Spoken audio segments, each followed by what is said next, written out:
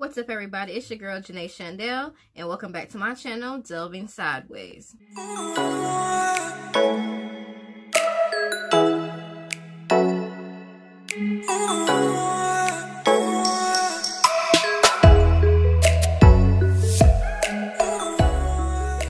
So in honor of my 1 year working from home anniversary, I decided to go and visit my desk and take a few things home.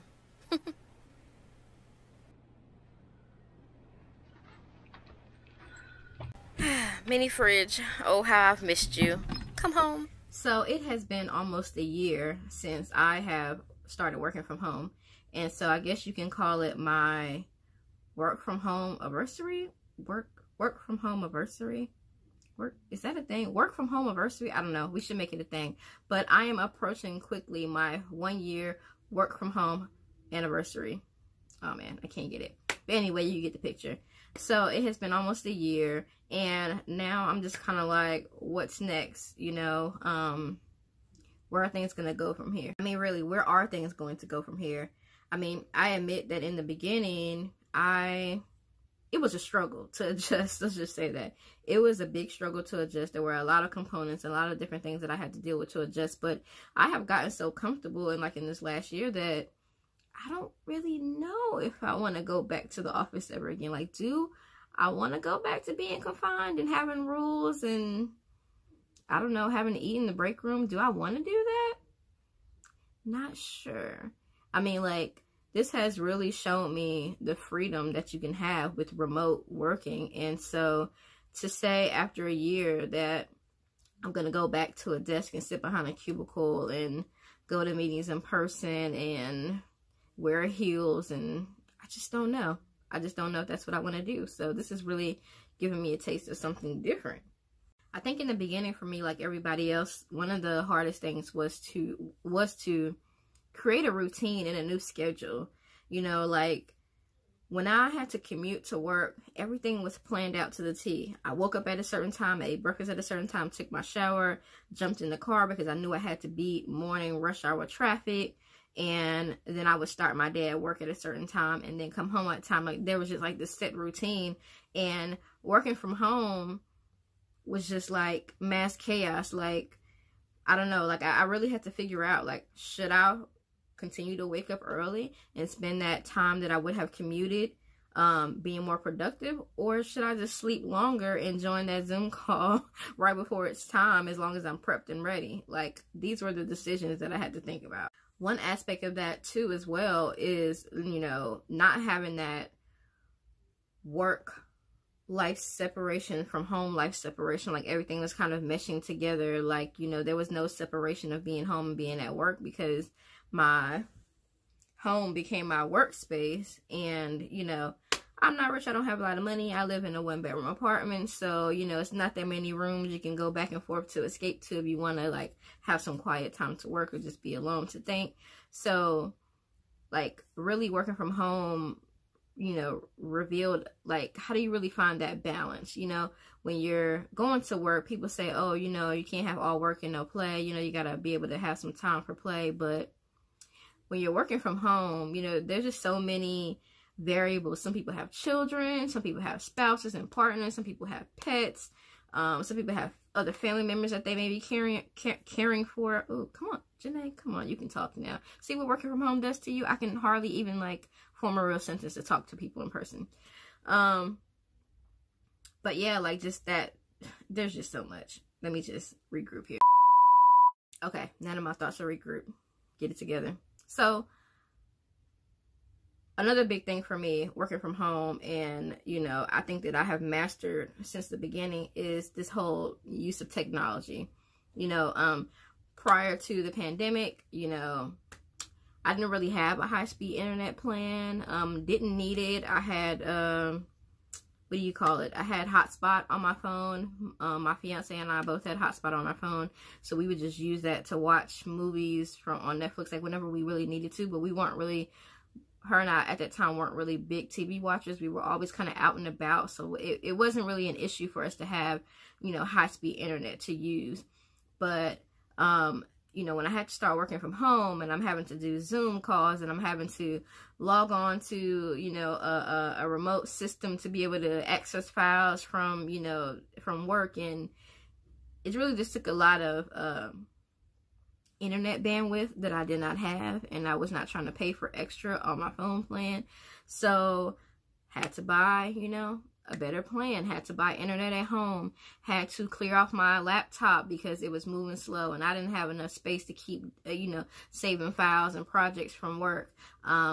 The whole camera situation, I had to really start using my tablet a lot more because the camera on my laptop is sucky.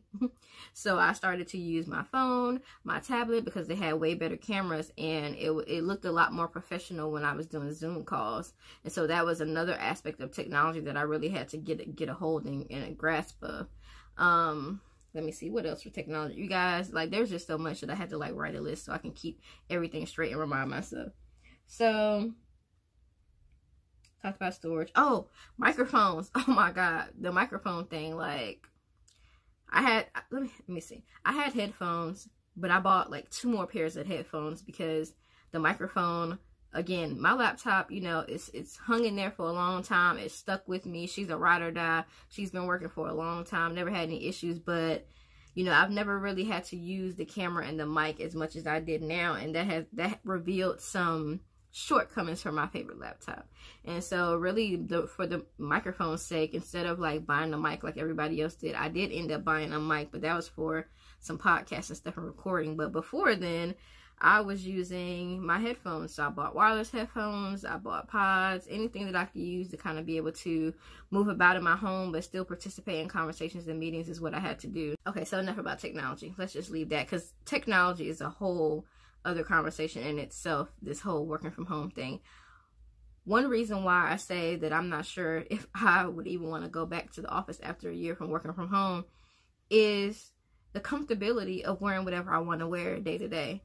Like, clothing has become such an important like aspect of this. Like, when I had to go to the office, I had to dress a certain way, I had to have my hair a certain kind of way. If we had meetings, I had to wear black pants, I had to dress, like, it was just a lot. And like, being home, I can throw on a hoodie, I can throw on a sweatsuit outfit, I can wear whatever I feel like I want to wear to be comfortable. And I'm more productive sometimes because I'm not uncomfortable. Sometimes I used to wear blazers to work because I had business meetings and I was just really uncomfortable and stuffy all day. But being home, I have on my hoodie, I can relax, I get my cup of coffee, it's early, I can chill, put my feet up, and, you know, type and do my thing. And just didn't have that kind of freedom working in the office. One thing I will say that I do miss about being in the office is connections with coworkers. So there are a few coworkers that I had really developed a really close bond with and relationship with. You know, I would go to their offices and hang out, chit chat, have conversations, giggle, laugh. We would go to lunch together and talk about stuff.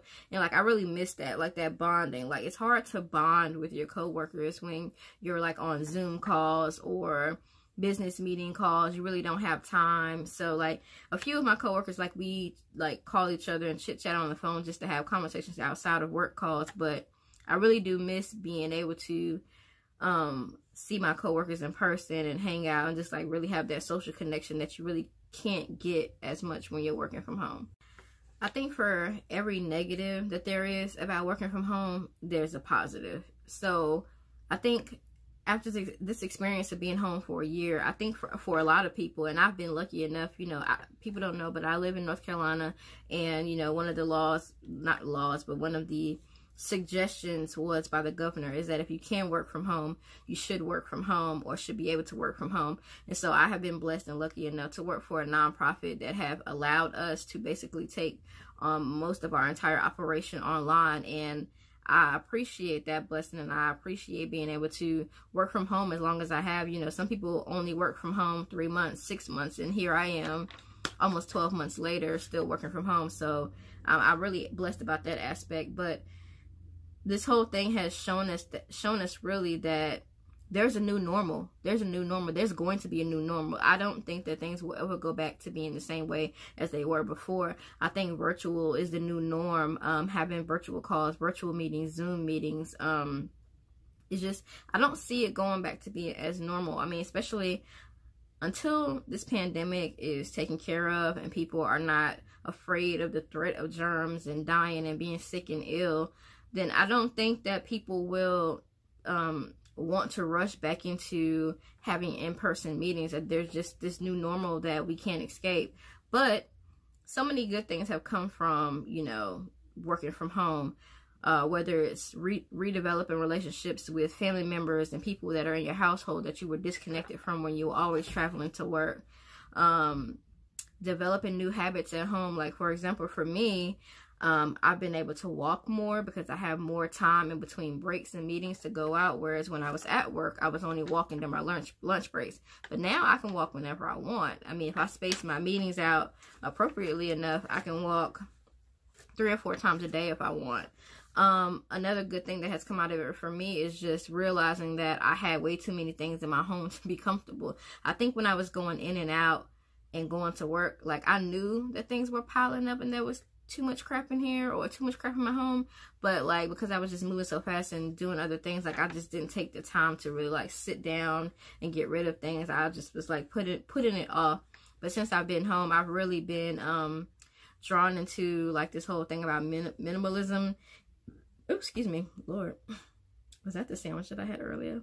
That's gross. Anyway, I've been drawn into this whole thing about minimalism and having less stuff. And so I went on a spree through my house, and I've thrown out all kinds of things that just like have no purpose, no point. Things that I've dragged from apartment to apartment to apartment and never done anything with, but yet I keep dragging them with me everywhere I go. It's just like, why, Janae? Like, do you need this thing from 8 years ago? Like, what is it doing for you? I mean, it's like, it's still in the box. Why is it here? Especially when I don't have that much storage. So it's like, I got rid of stuff in my home. I revamped my home. Oh, the big thing is that I have gotten rid of so many clothes. Like, especially since I'm not going into the office, I'm not dressing up. But like, one of my downfalls was really having too many items of clothing, things that I was holding on to that I couldn't fit, couldn't wear, or it was ill-fitting, but I was still holding on to it. Just got rid of it. Snip, snip, snip. And I'm really proud of myself because I have, like I said, I have really started to adopt some principles of minimalism, not buying things that I don't need, getting rid of stuff in my home, making use of what I have, being appreciative, having gratitude. Those things are things that I really have gotten time to think about and apply to my own life that I just didn't have the time to do before when I was not working from home. So that has been a great plus. And here I am enjoying the perks of taking a random walk whenever I want. I think in addition to that, I would probably add being able to be home to cook more. You know, before I was working from home, I was eating a lot of lunches out, you know, with the co-workers, going out a lot, and not always, you know, healthy food, but still. So working from home for a year, like, I've been able to eat a lot more at home, like just going to the supermarket and buying fresh things in general. I feel like when I was going to work, I was buying fresh stuff, but if I came home and I was just too tired, I would make quick stuff and I wouldn't like cook a full meal. So a lot of veggies would like go into waste. But now that I'm working from home, I have like time to like plan my meals and cook. Like, you know, I have control of my own schedule. And, you know, one week I might be like, you know, I'm not going to schedule any appointments for myself or meetings after 3 o'clock every day. And that gives me time to be able to get myself together and like plan my meals at nighttime, or plan my lunch meals, or plan my breakfast, or whatever it is that I'm doing. This time home has really allowed for me to be able to plan things out for myself when it comes to food. And I would say another thing it has allowed me to do working from home is to really think about how to invest in myself. So what do I see for myself in the future? How do I invest in myself? You know, buying equipment, buying cameras, figuring out what I really want to do. Do I want to be an entrepreneur? What are my future plans?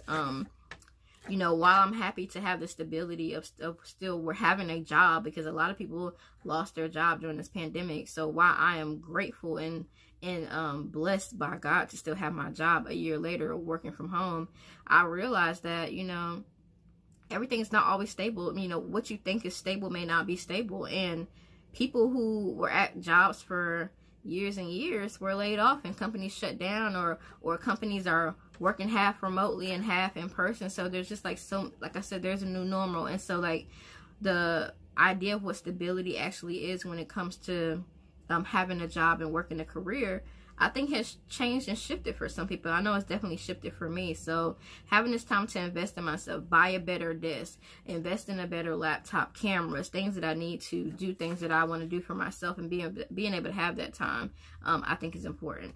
So when it comes to working from home, I don't really know what's next. In my opinion, do I foresee another year working from home? Probably so.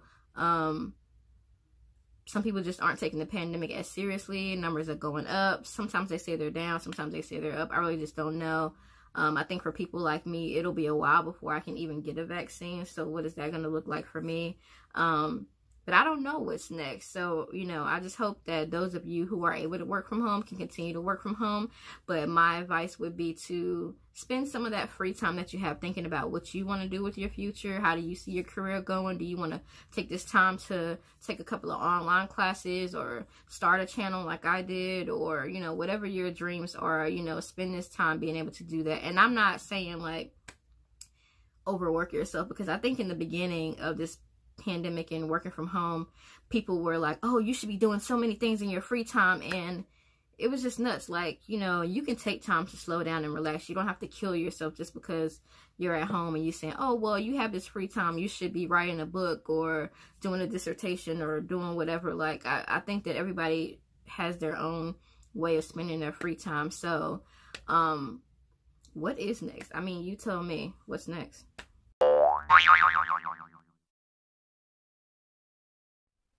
If you like this video, please don't forget to like, comment, and subscribe, and I will see you all on the next one.